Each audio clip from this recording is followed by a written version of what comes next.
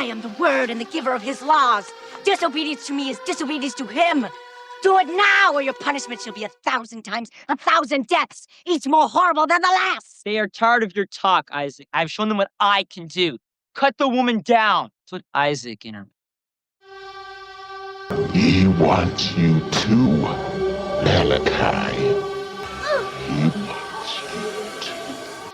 Hey everybody, welcome back to another exciting episode of Citizen Frame. That's right, it's retrospective time. Now, I know y'all like our retrospectives. We've done it with the Chuckies, we've done it with the Freddies, we've done it with the Jasons, and so forth.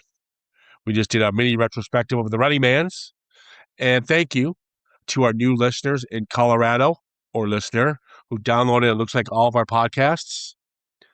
I want to say thank you, or maybe you should seek help. Yeah, probably the latter, I would say. Yeah. But we don't want to diss ourselves too much, but yeah. Yeah. But thanks. If he's Colorado, it's probably a skier. Possibly. So he'd be like doing like the skiing stuff, and while he's listening to us, there's an that would be a avalanche big distraction. accident. That's an accident waiting to happen. Don't do it. Don't do it, Colorado dude, or dudette. You know. Do that. Yeah, we're not sexist here. Well, Karen is, but I'm not. on Citizen Frame, I'm not at all. Just wait till we get to the second Children of the Corn here, and then I would be. All right. Yeah, so we're talking the Children of the Corn retrospective. Wow, we're really desperate here. We want to do something that's a little more fun, and I just keep forgetting that we do a lot of King, and it's not because I'm thinking let's do King. It's fun to do. I guess it just happens to fall into place. We did the Running Mans, and now we're doing Children of the Corn. We're going to jump right into it. How we're going to do this is that we're doing Children of the Corn Part 1 and 2 today, and then we'll do 3 and 4, et cetera, et cetera. Now, there hasn't been a new Children of the Corn since 2022, I believe. It could be a little bit earlier than that. Kurt Wimmer's take on the original. Looking forward to getting back to that one because I actually think I enjoyed it. There have actually been 2 remakes, including the most recent Children of the Corn. But I think in 2009, there was also another remake. There's basically 11 in total. Yeah, so fucking bear with us. But we're going to end with Clown in the Cornfield. That's so funny. Clown in the Cornfield because it's corn. That's really corny, actually. That joke. No, you know. Pun intended. Okay. That was terrible. You're probably like working all day going, God, I can't wait to use the corny joke. Not at all. These things come natural to me. I'm a natural, you know. It's called comedy improvisation. You know. Although I do say you know a lot. Something I'm working on. Yeah, you do. You do. Yeah. There's a lot of things you say a lot of. Wow. No, there's nothing. Cut me off. You do that too. Rude. Right. All right. Yes, welcome to the He Who Walks Among the Rows retrospective. Behind the rows. Is it behind the rows? I think so. Yeah, He Who Walks Behind the Rows. Oh, yeah, I think it is. Okay. Yeah. Okay. Children of the Corn. Children of the Corn. It's based on Stephen King. It was a short story that he wrote originally when it was published in 1977 in Penthouse magazine. Yes, I had the collection as a kid by King, Night Shift. I bet you did. And I bet you had the Penthouse collection, you sick fuck, you little perv. Perv? No, I'm talking about a book here. And not one of your books. I'm not talking about the book. I'm talking about the Penthouse magazine right now. Oh, I'm talking about the book it appeared in shortly after his collection. Yes. Night Shift. Yes. In 1978, I apologize. I was bold. I was rudely interrupted. But you were corrected again? No, it wasn't corrected. 1977, Children of the Corn, the short story was first published in Penthouse magazine. Then, before you interrupted, 1978, it was then added to what they call the Night Shift collection by Stephen King. Which I had and read as a kid. As far as I'm aware, there are some different... You know what? I haven't read it since I was about 12 or 13. There's a massive difference. Yeah. And I read up on it, and I read it, and I'm not happy. Makes me not like Children of the Corn. Okay. Well, we'll dive into it. Well, I haven't read this as a kid, so it wouldn't be far from me to comment. I did my research. Did you read the story? Sure. Okay. That was a very sure. This is fuck off. This is the most sequels based on a Stephen King novel or short story. The original only cost $800,000 to make and made $15 million. Not bad. Directed by Fritz Kirsch. Didn't do much. Did a movie after this called Tough Turf. Tough Turf was with James Spader. It's terrible. Terrible. But I put James Spader on the map. I like him.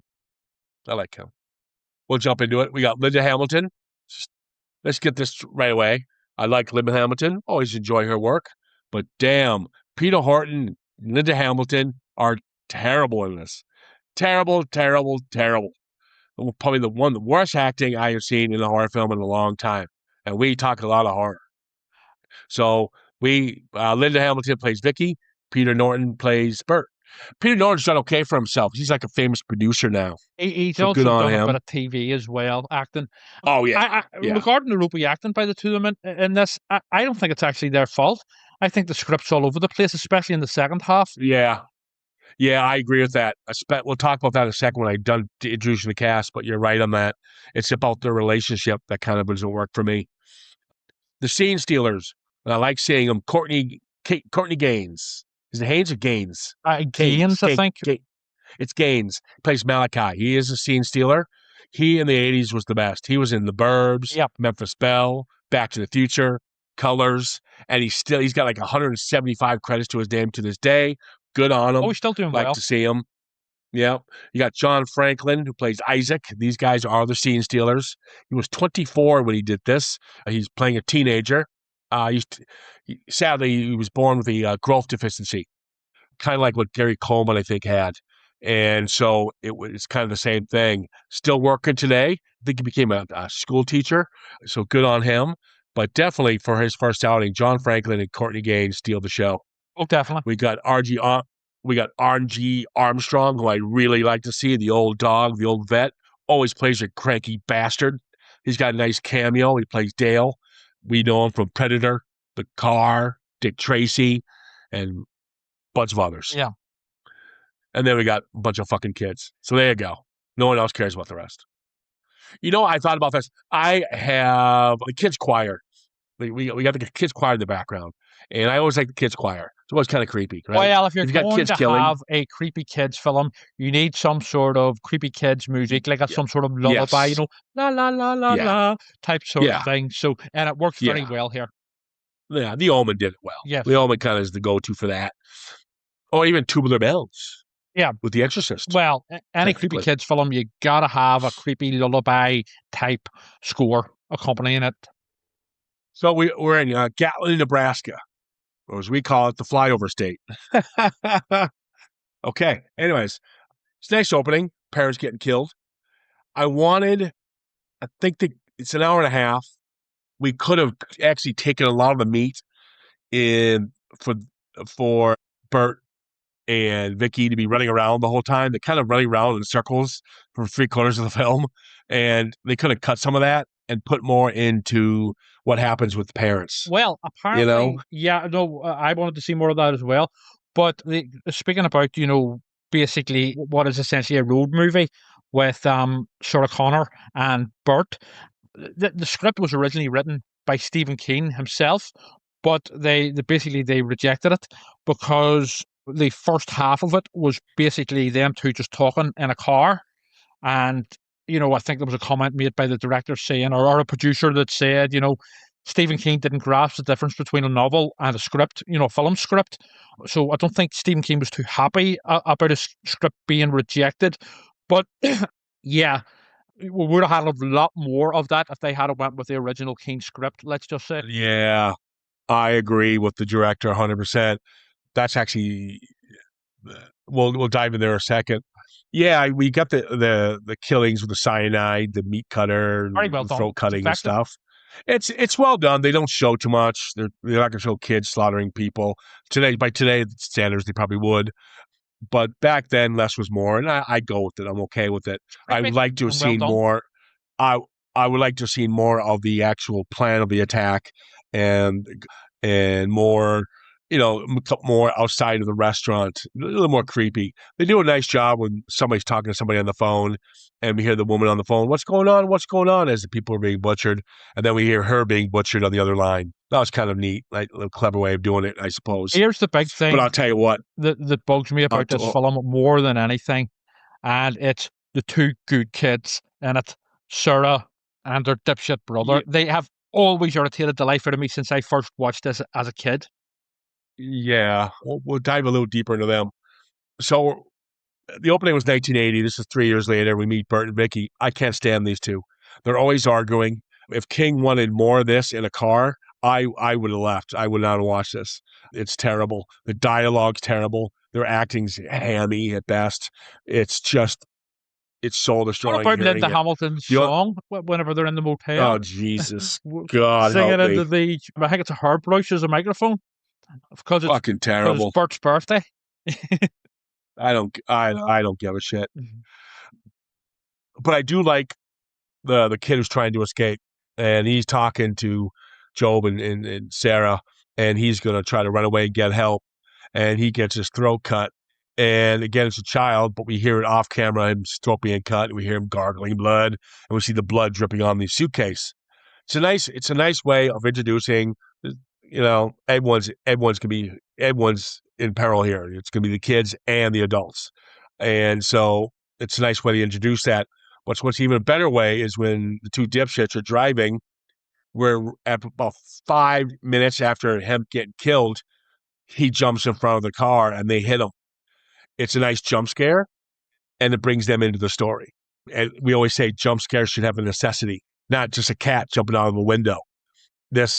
It plays well, and the jump scare matters. However, yeah, I agree. However, whenever Bert basically throws a kid's body in the boot of his car, they never bring it up again. It's just like the rest of the film, including the ending, they're basically driving around with this dead kid in the back, and it's never brought up again. Even at the end where we have the cutesy, like the kiss, and the kids are laughing, the good kids. Yeah, I don't think that would be. Well, we don't need to. I mean, the car he's in is immobile, so there's no point. What are they going to do? Well, report to the police. But we're going ahead. We're going a little further in there, but we'll jump to the nice fucking fairy tale ending. Yeah, I mean, I wanted more Malachai. We get a lot of Malachai, and we get a lot of Isaac, believe it or not. And I even wanted more of Dale. R.G. Armstrong's just a cameo, but he's kind of he's a good actor to have it in here. So, but they only had him for a day of shoot, so he was limited. I do like it works at certain levels that it's smarter than some people will catch. There's a line where Rachel, one of the kids is cutting himself and he's gonna give his blood because it's his birthday to the kids in the church, and Rachel goes when Bert shows up. When Bert shows up, he tells him to stop. What are you doing? This is ridiculous. It's not healthy. She goes, get Isaac. And the kids are going to go get Isaac. Then she goes, no, wait, stop. Get Malachai. Yeah. And the reason I like that line, I'm jumping way ahead, but I don't give a fuck, is because it shows they're not really scared of Isaac. They're more threatened by Malachai. Well, and that will come back to be Malachai is more of the brawn as opposed to Isaac, who's basically the crazy child preacher. But I wanted to see more of the conflict between Isaac and Malachai, because I think that's one of the strongest elements of the entire film. No, they are the strongest element of the film, period. We see way too much of the fucking two little brats. Yeah. Way too much. Yeah. Malachai and Isaac, actually. I wanted them dead. And I don't care. Chuck the little clairvoyant out the window. As I said, even as a child, they bugged the life out of me. And I've always liked this film, and I still do in certain respects. But yeah, they're a big issue for me. They're just played too cutesy, and it's actually not very believable considering everything that's happened and everything they have, gone through. So it's just they're bad. I actually don't mind. If they played it, if Sarah Connor and Bert I don't think they're that bad. They're very 80s and they're a bit cheesy, but that's okay. But the two good kids are just irritating beyond measure. Why did they kill our boy R.G. Armstrong? Dale. I assumed. Why did they kill him? I assumed it was. No, because his job. It's explained. I'm going to tell you. His job is to gear them away from the town. Yeah. All right. His job, and he does that. They come over to us. We have no phones. You don't want to go to Gatlin. There's nothing in there. They're religious folk. They don't have any phones. You want to go to Hemingford. You want to go over there, blah, blah, blah. So they go to Hemingford. But the problem is they can never get to Hemingford because the demon of the corn, whatever the fuck, it keeps bringing them to Gatlin. Yes. So, and they kill him. Why? He did his job. I think it was possibly Malachai. Well, from what putting the pieces together, it appears Malachai was being a bit of a hothead, decided to bump him off. But it is addressed later on where Isaac basically gives him a bollocking about it and say, "Why did you kill him? He was useful to us. He brought us stuff, all this here." So it is addressed. But I didn't catch it. Whenever they have an argument, Isaac basically bollocks him, Malachai, about it. Why did you do that? I'm pretty certain it was Isaac who bollocks him.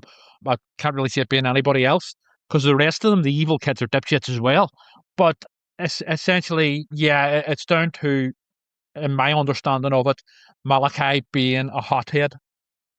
Okay. And there's a cool scene where Isaac's giving his first big speech, and he's talking to them about we need to catch the outlanders, which would be Bert and Vicky. And there's a nice shot of what they call the Blue Man, and the Blue Man is pretty much he's the decayed sheriff of the town from the 1980 killings, and he's hanging on like a corn crucifix. Actually, that's the kind of stuff I wanted to see more of. And this is folk horror, basically, before the term was even invented. So it is very much so. And I wanted to see more of that. And when he tells them, "Go get me these two," they get Vicky pretty quick, but Bert's just running around the same I know the street like the back of my hand. I could buy property now in Gatlin. He's running about like a headless chicken. He's not doing anything. He is. He's just running the same course. And these dumb fuckers can't catch him. It's basically to run out the runtime of the film. Also, it's hide and seek. His girlfriend, his fiance or whatever, Sarah Connor, has been kidnapped by a load of murderous kids. And not once does he bring it up, even whenever he's in the church with the kids and stuff. Well, it's just weird, illogical character moments for Bert. So the whole thing is him running around for no reason. Yes. And he's trying to investigate. I love he goes to the police station and there's this big fucking mural and it says false gods. There's no false gods. It's all in blood. And he looks around going, I wonder what happened here. And, yeah, that's weird. Yeah. And I was like, what the fuck? And he's a clueless twat. The guy, he's a fucking doctor. Doesn't know what the fuck he's doing. And then he goes to the school and there's more of this. And it's literally all over the town. Also, he sees fucking corn everywhere in schools. He sees these odd paintings of dead people. And he's like, that's it. It's actually one of a dragon. And he laughs. Maybe something creepy might be going on. But also, here's a big thing, and this has only really bugged me this time watching it for the podcast, probably because I'm a bit older and I'm noticing these things more. But really, an entire town has been massacred, and 3 years have passed, and no one from outside has thought maybe something's up. Nobody's investigated. Now, it is addressed in the sequel, to be fair, but within the context of this film, before a sequel was even thought of, it is completely preposterous to think that an entire town would be massacred and no one would notice. Yeah, who's paying the electric bills? What about their family that didn't live in Gatland? Maybe they were, haven't heard of Blue Man, the sheriff, in about 3 years. I wondered if he's okay. Yeah. What about the post guy who shows up to deliver mail? Exactly. What happened to him? Exactly. Well, what did nobody ask any questions or I don't know. It would have made more sense if it took place a month later. Or a week even, or like a couple of days later or something, before people actually had the opportunity to catch on, as would most definitely happen right away in the real world. Okay, so the main story, I mean, so pretty much Bert's running around the town this whole time with his head cut off like a fucking chicken. Yes. And you've got Vicky, who's been kidnapped, and she's now Scarecrow. Yes. And they're going to sacrifice her. Okay, here's why you might get pissed. So I read this up. I'm so good. Anyone who's wanted to know this, you can not listen to this part. The actual ending. The story, I know. Is brutal. They die. Yeah, in the story. Brutally. Yes. And so the original one is, yes, she gets kidnapped. Yes, she gets hung up in a scarecrow. But what happens in the movie is Malachai and Isaac fight, and Isaac's like, we're not sacrifice. Malachai's, we don't need to sacrifice her. We need to sacrifice someone else. We need to sacrifice you. And Malachai has everyone turn on Isaac. And then Isaac becomes the Vicky character. All right. And then they cut her down. They're still going to kill the bitch, but there's another thing that bugged me as well. Again, I am nitpicking here. Let me finish. Let me finish. So that's how it goes in the movie, and then Bert shows up and he saves the day. So actually, what does happen? They do catch her, and they ritually murder, and they turn her into what they call a sacrificial display, like we're introduced to with the blue man, who's the cop. Yes, we see the decay version of him. That's what she becomes. She's tied to a cross with barbed wire in the middle of the cornfield. Her eyes are ripped out and replaced with corn silk, and her mouth is stuffed with corn husks. Lovely. And her body is in a state and in a crucified state, and there's skeletons, including the former minister and the police chief who we were introduced to. And then what happens is when Bert goes to try to save her, well, he doesn't save her. He finds the body. He tries to attempt to escape, but the supernatural force grabs him and it traps him. And the monster comes out and he ends up getting crucified, and the same concept as the way she was, just in different forms. So that's the actual ending of the film. And that's the way it should have went. You mean the story? You mean the original story? The original story. And that's it. That's the way the film ends. Nobody survives. And that's the way it should have been. The story in the film here, it's different. Yeah, what are you listening to what I'm saying? You're saying film instead of story. No, I'm saying it's different than the film. Yes. Yeah. But you said that's the way the film ends. When you were talking about the story. Listen back to that. You know what I said? I said the film ends like a fairy tale. I hear. That's what I said. In reality. Yeah. And all happy, let's adopt fucking children legally. That's great. What's that? Why is it? This needed to be darker, period. This is way too safe for how dark the story is. So that could be the reason why Stephen King isn't as happy. Not necessarily the road trip scene was cut, maybe because this whole thing was cut, and they made it more, Disney than what Stephen King actually wrote. Yeah, I remember really liking the short story when I did read it, as it would have been about 12, 13 or so. But I also liked this film version. But as you get older, and I've seen it a few times over the years, you do realize flaws. I actually think it works quite effectively well for the first half, the whole ghost town and basically this creepy event that went on with all of these, kids basically murdering all the adults for this corn god. I think that actually works pretty well, but it loses the plot almost quite literally in the second half. They kind of should have done is not really show us the kids at all, including the killing.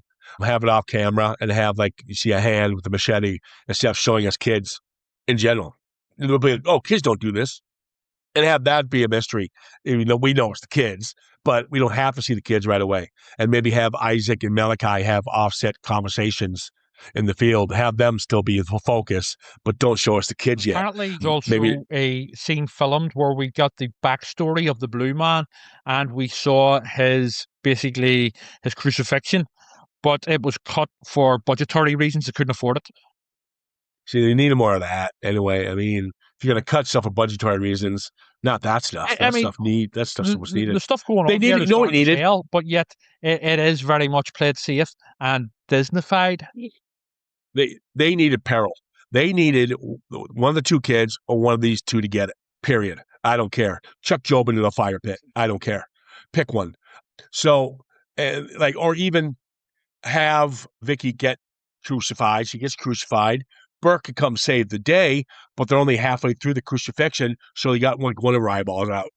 Or I know that sounds sick. Or just that sounds sick, but you needed something. You need they come out of this. Yeah, they keep getting away from them. Yeah.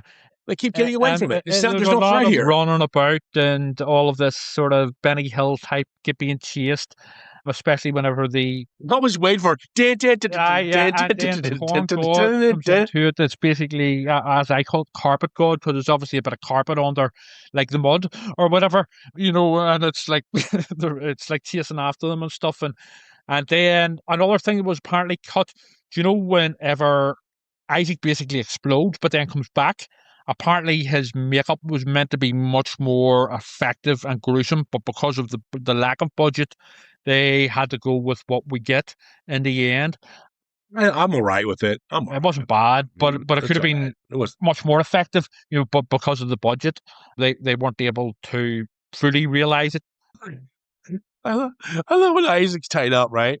And he's crying like a baby. But I do like that, because the one thing they do really well here, and I'm ripping on it pretty good, but it's still entertaining. I'm still enjoying the film. I've watched it so many times.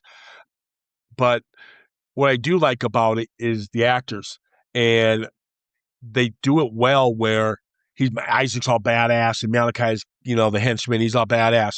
But once the peril is toward them, they instantly turn back into kids. Yeah. Well, again, there was a thing I was going to talk about earlier that did sort of niggle me. Whenever they have the falling out and the kids grab Isaac and basically bind him to the corn crucifix thing, whenever you have somebody burned like that, it's extremely uncomfortable. And I would imagine I've never had it done to me. But, basically when you crucify someone or bind them to something like that, it's their body. And, for example, the recent Bone Temple, no spoilers, that's all I'm saying.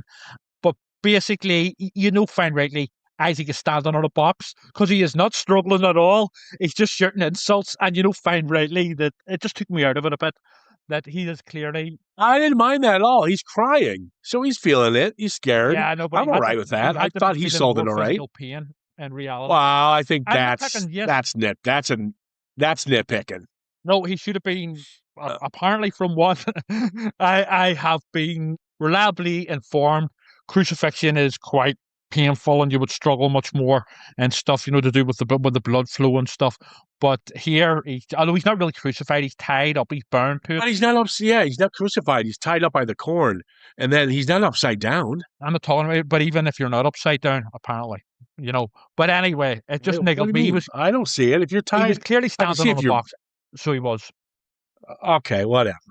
But I do like when the demon monster fucking thing comes out, right? Monster, yes. And it's like wee wee wee wee wee, and it engulfs Isaac. The special effects look like he's transporting from the Enterprise. I don't mind the effects. Obviously, they're dated, but they don't bother me as much as other aspects here. But they're a bit they're a bit corny. I like when Bert attacks Malachai and starts slapping the shit out of him. And Malachai's stunned, and again, like Isaac, is crying almost. And again, it goes back to, well, they've never had to deal with adults. Yeah. Because technically they ambushed their parents. They didn't see this coming. So they're cowards the way they executed their families. So now when an actual adult knows what's happening and confronts them, they don't know how to do it. Mm-hmm. Yeah. So kids. Again, playing on their kids. Mm-hmm. Right, literally. Yes. My fucking my fucking mouse is going all over the place. Piece of shit. Okay. Maybe it's possessed by a corn god. Yeah, probably. He who walks behind the mouse. There's probably a lot of mice in cornfields. I would imagine so. Not computer mice. Yeah, so when he sets the whole place on fire, I love how they go, what do we do here? Oh my God, I have no idea. And they find this little passage in the Bible, and they're like, oh my God, that's what we need to do. Oh, you didn't figure that before? Yeah. You didn't figure out burn it? That's pretty... It sounds pretty obvious one to me. Bert is such a dipshit. It basically requires the kid to tell him how to turn on, this fuel that he sprays over. Obviously he's a doctor, he's not a farmer, But then, so they would know more anyway. But yeah, this is all part of the whole sort of second half Benny Hill stuff, where it's just you're jumping from one thing to another and running about. They're even in a nuclear bunker at one point. There's a lot of stuff being thrown about here. Yeah, I didn't get where did they go? Was that school they went into? No, they went to one of the good kids. Their dad, before he got bumped off, had a nuclear bunker for when the communists were coming. If the communists came, so they were there for a while, and that's where they were sort of hiding out for a bit. But they're back and forward, and then they're saving Linda Hamilton, and then they're back, and it's a lot of jumping about.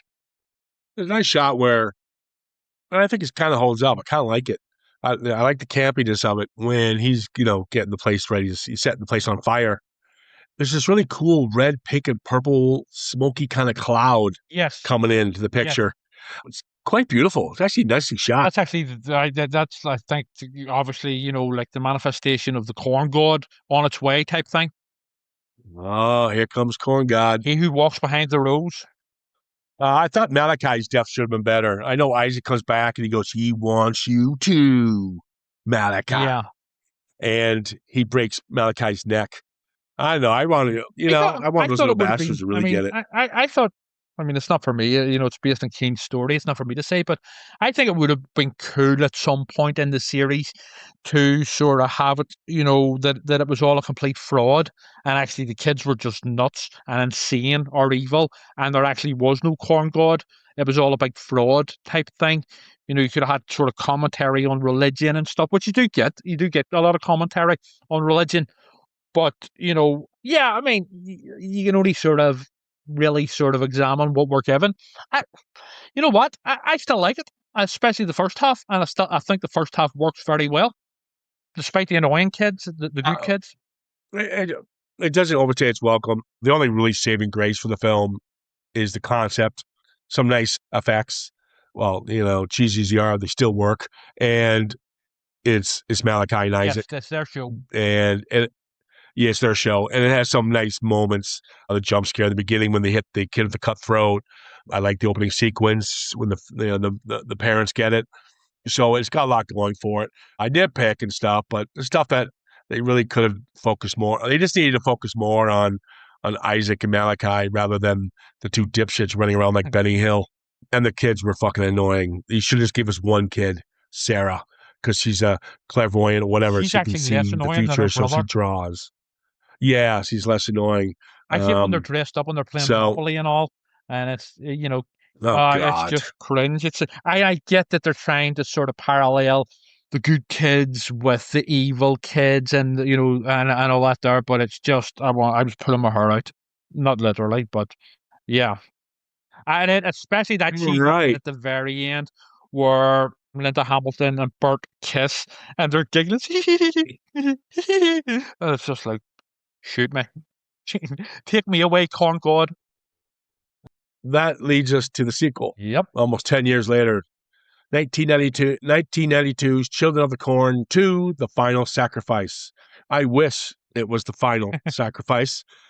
This is the only sequel of the Children of the Corns to actually get a theoretical release. Yes, this made it into the fucking theaters. It cost $100,000 more than the original from 10 years later. This cost $900,000. It actually made $7 million. Holy shit! Fun fact: it was basically this was made by Dimension Films, who it was basically the Weinsteins, essentially Miramax, and at the time they had bought up a lot of franchise sort of properties, essentially, and two of them. One of them was Children of the Corn, and another one was Hellraiser, and this was filmed back to back with the same crew and stuff as Hellraiser 3. Yeah, I can see that now. Cut. That's a wrap. Okay, let's chuck out Mika, bring in Pinhead. Basically, yeah. All right, this was directed by David Price. David Price got some decent street cred back in the 80s. He was a producer of such big films as Lady Hawk, one of my faves, The Toy, and yes, he went on to produce The Leprechaun. This film is written by the creators and the writers of, and again, shocked why this movie's terrible, by the team who wrote the Tales from the Crypt series the Outer Limits series and the Freddy's Nightmare series. I enjoyed all three of those anthologies back then. Exactly. A.L. Gatz and Gilbert Adler wrote this, which still shocks me that this was written by them. Again, they were probably just a gun for hire, and it was probably a script they had in the corner. Yeah, specs. Hey, pauses. Yeah, possibly. Make this a Children of the Corn film. Well, see what would have happened with a lot of, especially a lot of the Hellraiser later sequels, the straight to video ones and stuff, and I'm assuming a lot of it went on here, was with Murder Max. They would have had spec scripts that were basically already written, and then they would have grabbed, but unused, and then they would have grabbed them and said, okay, just tweak this a little bit and put Pinhead in at the start and the end, and there's your next Hellraiser sequel, or likewise with the Children of the Corn characters or whatever. I can't say for certain that has happened here, but I know those sorts of things did go on. Oh yeah, most likely. Yeah, I would say, especially with those guys writing it. I don't see them writing it. Children. I mean, this came out right during the hot era of Tales from the Crypt, and they were doing the movies as well. And I was like, "There's no way these two wrote this. They must have had some kind of treatment they wrote as students, and they got their name put on it because it was their source material." Possibly. That's I what mean, happened. there's a lot of stuff goes on sort of in Hollywood with all these, as we discussed actually when Pete Atkins was on, and he was telling us more about the sort of inner workings of all these types of things. But yeah, I'll say one thing in its favor: it's a very good episode of Dawson's Creek. Yeah. Yeah. Let's just jump into this quickly. We got Garrett, played by Terrence Knox. Nobody. His character actor. Did Tour of Duty, TV show that was popular back then. You got Danny, played by Paul Schroeder. Who cares? You got Mika, played by Ryan Ballman. Who cares? Lacey, I think she's the best thing about this film. She's a wonderful actress. She's played by Christy Clark. Very talented. We're focusing on her most of the film. Very, very talented. Did I say that? Yeah, you were saying. Yeah. She steals the show. She makes riding a moped just wonderful. That's not a moped. You got Angela. I wouldn't even clad it. That's like a fucking children's bike or something. She's driving with a flipping. Whatever. It's a dirt bike or something. Angela, played by Rosalind Allen. You got Red Bear, Dr. Appleby, Holling, Sheriff, and Miss Burke. Miss Burke and I think her sister Rose get the fun ones, the fun deaths. Yeah, so we open it up, which could have gone well. You open up, it just takes place right after the events of Children of the Corn. And we kind of just mentioned it with the Children of the Corn. Why weren't these bodies ever discovered? Well, guess what? They do address it. So we'll give it a pass on that one. I do like the opening. You got these three people who go in and they find 50 dead bodies, and they're all the dead parents that we saw in the beginning of the original. Okay. And the cool thing is Hemingford, which was addressed in the first film, where Dale was supposed to guide them to, don't go to Gatlin, you go to Hemingford. This is where this town is now. So now we're in this town that was introduced in the first one. So the continuity is nice. Okay, they keep that going. That's it. In a certain respect, the continuity is okay, but there is a clear, if the original was set in 1983, here we're seeing technology and stuff that is from 10 years ahead and from the early 90s. What tech? I didn't see a joystick controlling that can magically control an old woman's wheelchair and fly her through a window at a bingo hall for a start. Those were around back then. Right? Really? Right? Okay. Yeah. Right. Well, okay. Let's just say that back in 83. Yeah. A joystick that could fly an old woman, that could take over an old woman's electric wheelchair. Oh, you're talking about. Oh, I thought you meant there's a joystick on her thing. I thought. Oh, you're talking about his. You're talking about. They had remote controls. They had remote control stuff back then. And keep in mind, he's Demon Man. Yeah, but also, I mean, they all have clear early 90s sort of hairstyles and all the rest. I think now you're kind of. I'm nitpicking. I like nitpicking, I have to admit. Yeah. Well, I'm not nitpicking. I'm going to do something that's relevant. Okay. Not what the fucking hairstyles are. I love the fact, we have all the kids that are left over from the corn, right? And these fucking little bastards. I do like the Dr. Appleby's giving them a lollipop. suckers.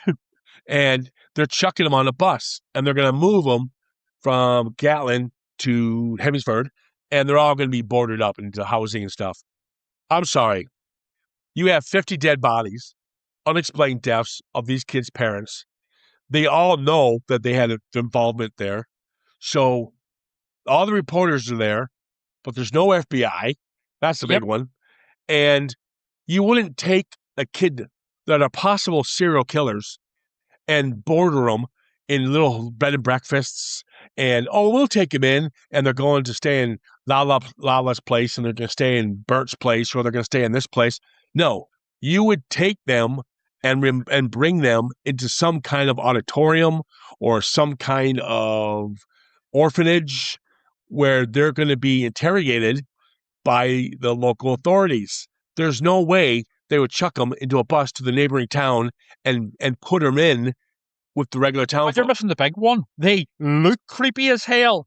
You know, they look like evil kids, you know, with their sort of evil expressions. Miss Burke, the one who gets the house thrown on her, is the only wise one. Yeah, but then she gets, you know, what does she say? The Wizard of Oz. World, you know, to drop the house on her, essentially. And don't forget Red Indian, wise man. Excuse me. What? That's racist. It's Red Bear. Yeah, well, he's a Native American Indian. Frank Red Bear. I know. How's that racist? Get his name right. I am talking about Indian, the Red Indian man. Yes, he's a Native American Indian. So yes. There we go. Yeah. Where's Tonto? That's racist. Yeah. That's funny. That can't be racist. It's funny. Anyway, I'm talking about Native American man. He's like a sort of shield. I love how when Miss Burke, the only smart one, you guys can't bring these kids in this town. You fucking nuts. And Angela, the fucking clueless dipshit who sleeps with Garrett, who owns the bed and breakfast, goes, I'm bringing one in too. We should all do this to help the children. Oh, okay. Okay. I mean, what the fuck? First of all you're doing, Angela, is bringing in one of them. Okay, you're not bringing in all the kids. Okay, so you're not the fucking Noah's Ark of demonic corn children here. Okay, you're bringing one of the children to your home, and the one you actually pick, you kind of fuck because it's Mika.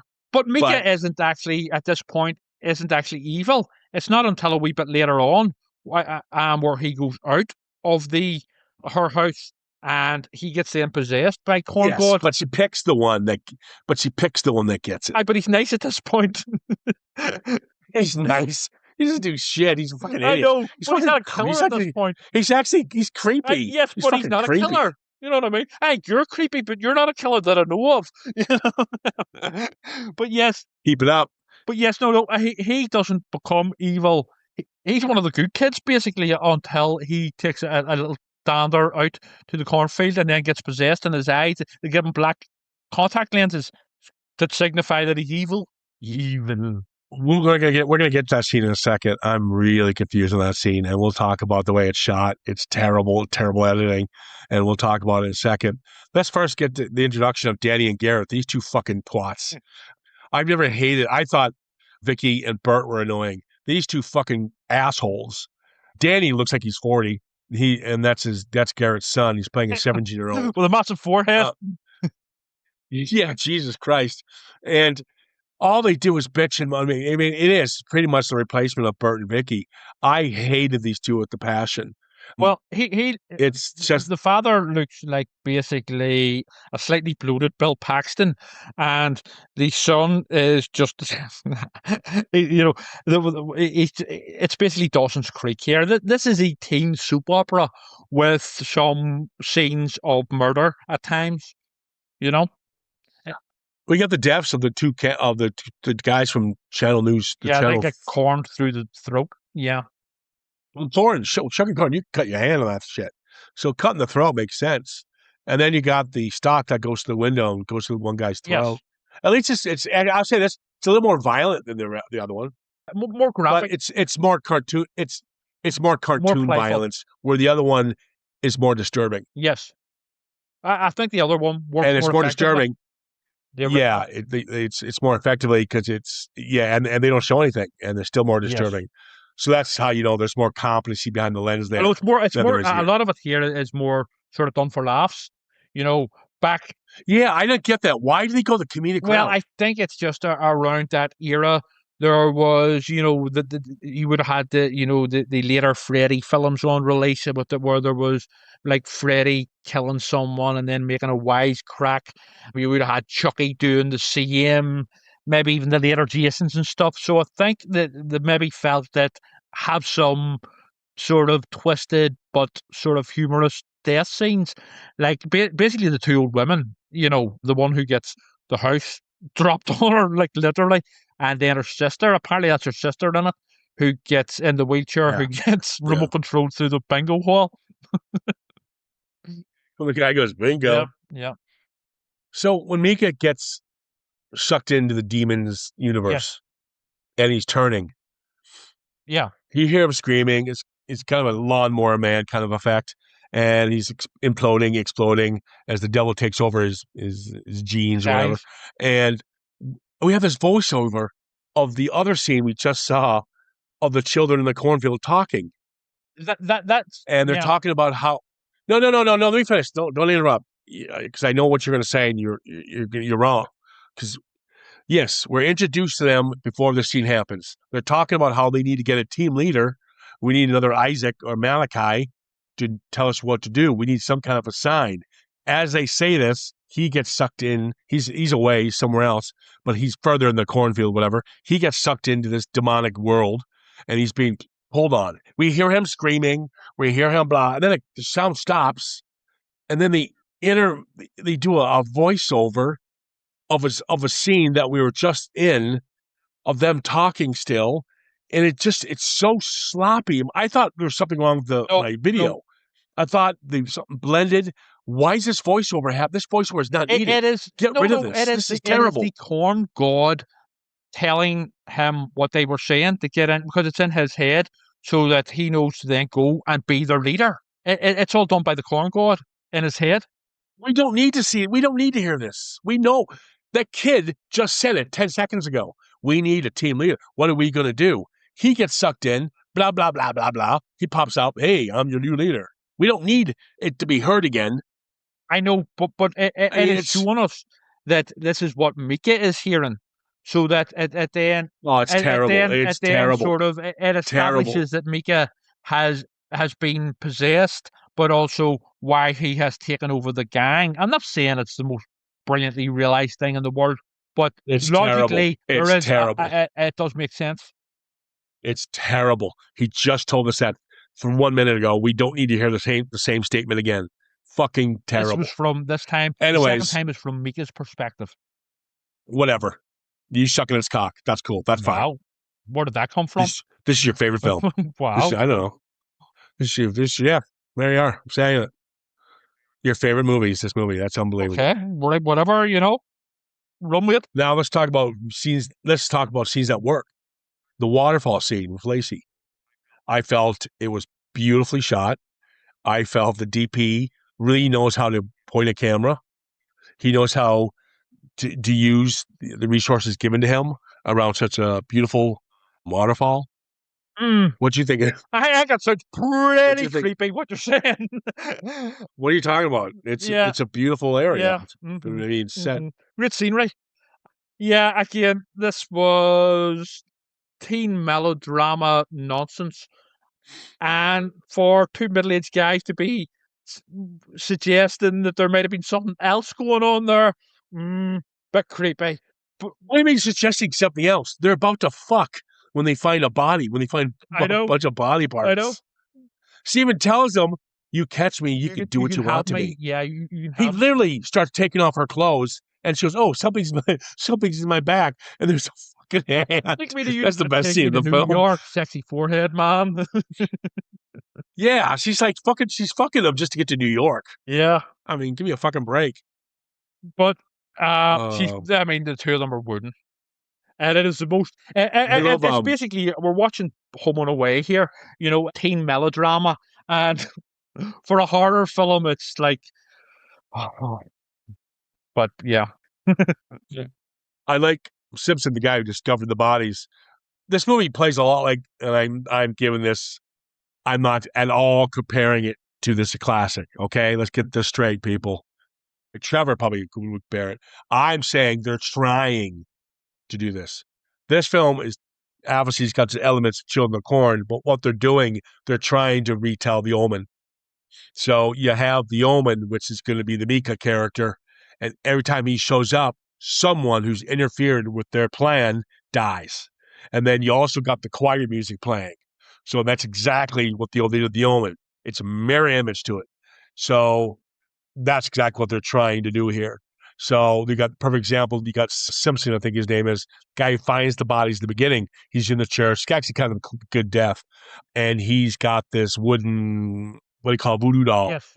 And he's sticking it in the face. And all this blood's coming out of Simpson's face. And he dies during church. It's actually, it's actually a well-done scene. Scene in horror. Yeah, and that's the problem I have. Because then we get the next scene, and it's Mrs. Burke's wheelchair. And it's, where are we going here, guys? Comedic effect, or are we doing Mighty Python? Yeah. Or Omen? What are we doing here? You know?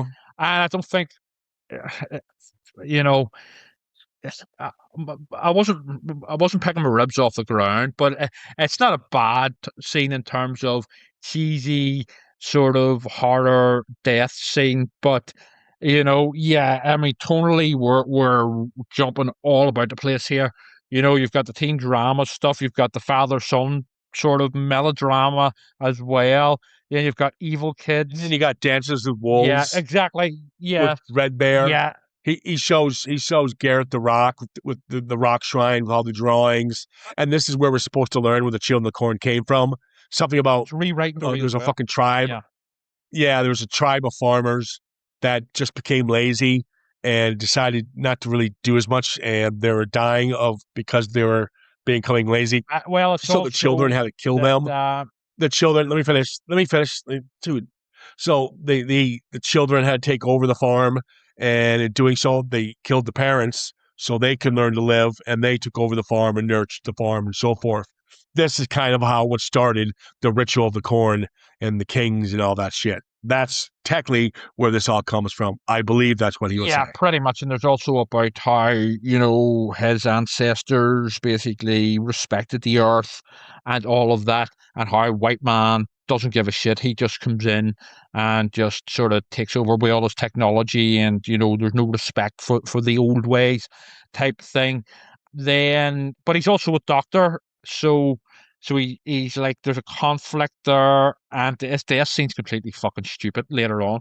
Or it was terrible. And then he comes back to life, and then he saves the day, and then has a second stupid death scene. Oh God! Let's not get. He turns into a ghost. Wow, this movie just fucking goes all over. Slash the Mohicans meets Children of the Corn. Yeah, it's just like, you know, I don't know. I think there's some elements I think are okay, but I actually think the guy that plays Mickey, like there's a scene where. So let me get this straight. There's a bunch of corn that's laced. Okay, this is bad corn, but can cause havoc within the mind, make you go insane and so forth. And Red Bear finds out that this corn will definitely affect children, and this is kind of what he puts together. And the sheriff's involved. The sheriff has no idea about the Children of the Corn. He's doing this on the side. This is just a separate gig. What the town is doing is they're making good corn. They show that to the corn inspectors. They hide the bad corn, but they'll put out the bad corn. Why are they putting out the bad corn? What's their end game? It appears that, again, this is another rewriting of the mythology. I took that they were all a cult now, adults and children worshipping the corn god. So it's not just children, because another thing that bugged me was the fact that adults are running about here freely in this one, and the children aren't like looking to kill them, or like the original. But I got the impression here with the sheriff stuff that they were basically, the whole town was in on it with the kids now, including, you know, adults and kids, in terms of a corn god cult.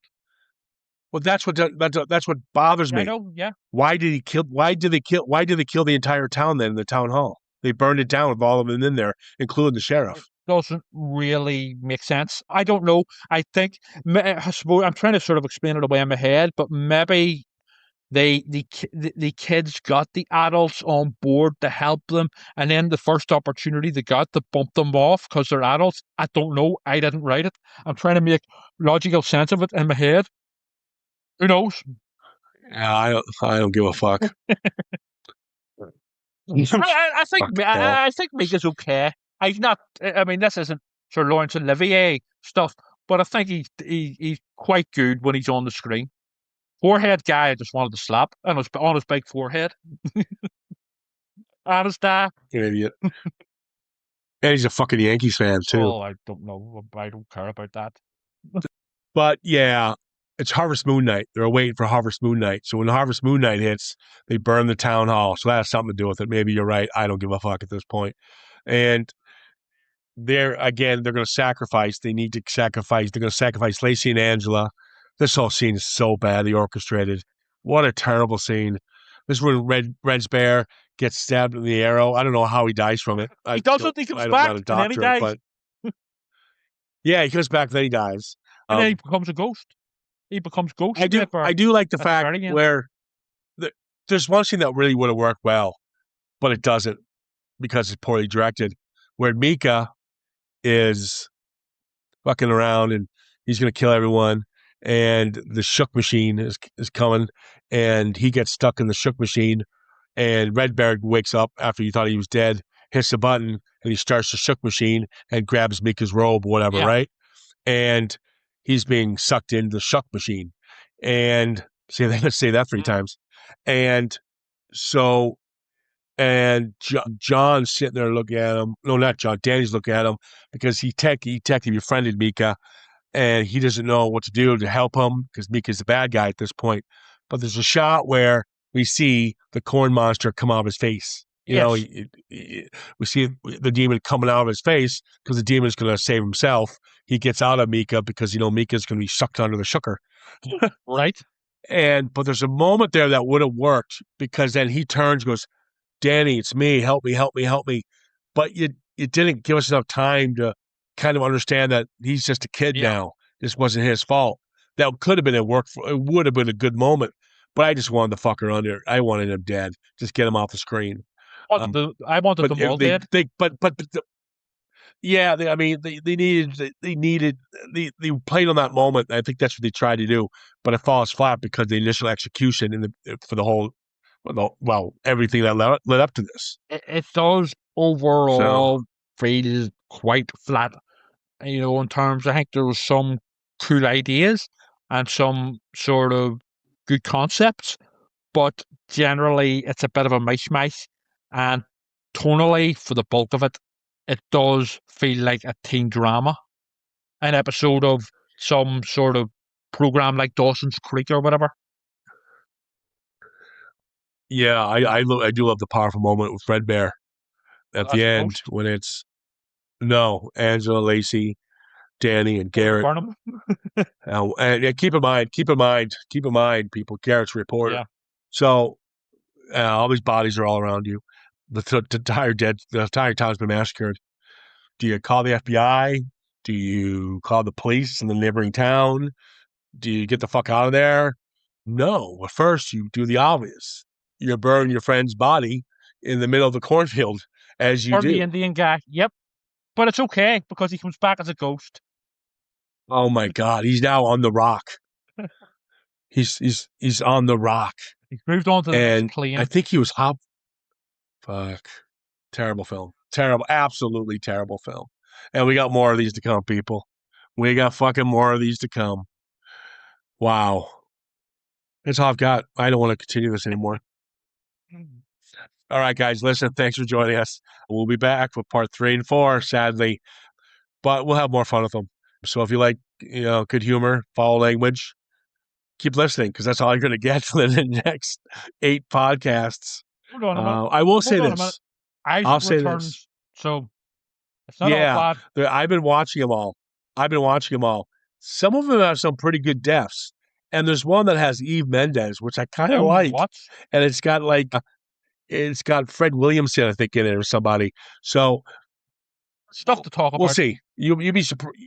A lot to talk about, and there's a lot of big names, Oscar winners that come from this franchise, and we'll dive in deeper. All right, guys, thanks for listening. We'll wrap this one up and chat soon.